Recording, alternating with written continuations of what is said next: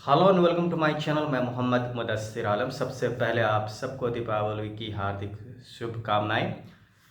ये त्यौहार हम सब के लिए खुशियां ले आए, हमारी ज़िंदगियों को रोशनी से भर दे। सीयूएट 2022 जैसा कि आपको पता है टॉपिक वही होता है, और उसमें से भी फेवरेट टॉपिक का आप सबका होता है central university of south Bihar.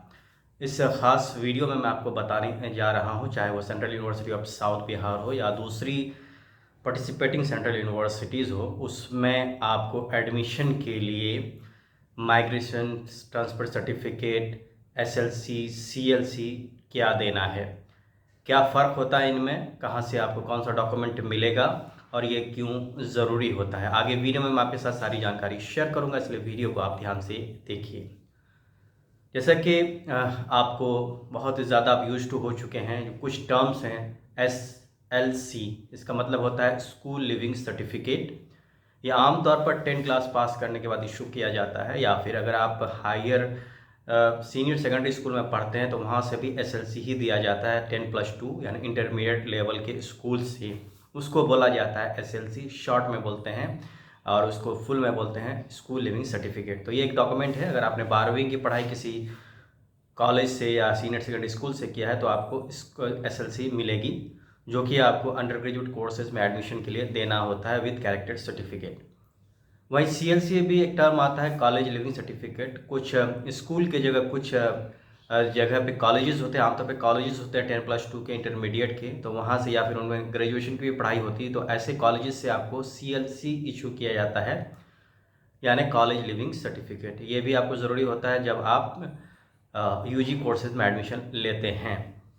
इसी तरह से अगर आप यूनिवर्सिटी में पढ़ाई करते हैं अगर, तो आपको इशू किया जाता है माइग्रेशन सर्टिफिकेट। वहाँ पे आपको SLC नहीं मिलती, CLC नहीं मिलती, वहाँ से आपको यूनिवर्सिटी से माइग्रेशन सर्टिफिकेट इशू किया जाता है।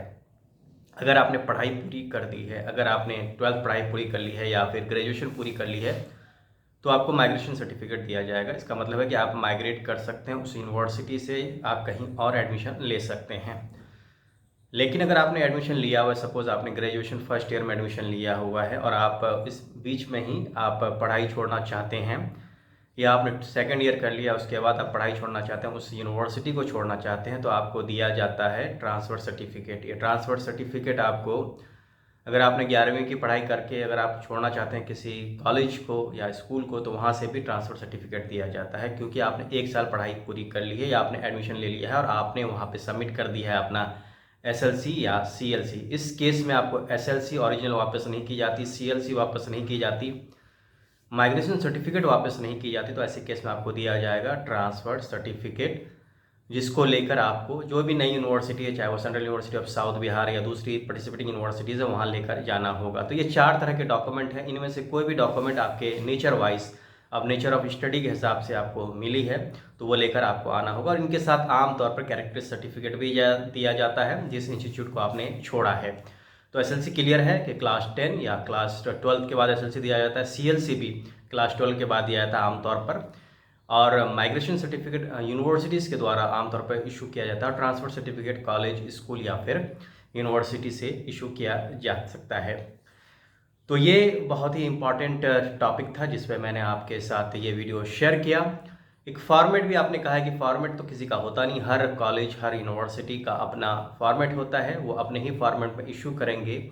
मैंने आपके साथ एक ओवरव्यू शेयर किया कि किस तरह का सर्टिफिकेट होता है। ये बहुत ही कंपलसरी है, क्योंकि आप एक साथ 2 जगह एडमिशन कंटिन्यू नहीं रख सकते हैं। अगर आप ऐसा करते हैं, अगर आपने सपोज़ कहीं और एडमिशन लिया हुआ और आपने वो बात छुपा ली central university of south Bihar या दूसरे यूनिवर्सिटी से, अगर बाद में डॉक्यूमेंट्स वेरिफिकेशन होता है, कहीं से भी रिवील हो जाता है कि आपकी एडमिशन कहीं और भी एग्जिस्ट कर रही है, तो उसी वक्त आपका एडमिशन कैंसिल हो जाएगा central university of south Bihar या दूसरे पार्टिसिपेटिंग यूनिवर्सिटीज़ से, और ये इलीगल है। इसलिए आप इंश्योर करें कि आपका नाम कहीं और, ख़ास करके 31 दिसंबर से पहले पहले उस कॉलेज, यूनिवर्सिटी या स्कूल से आपका नाम वहाँ से कट जाना चाहिए, वरना आप इलीगली, आपका एडमिशन इलीगल घोषित किया जाएगा।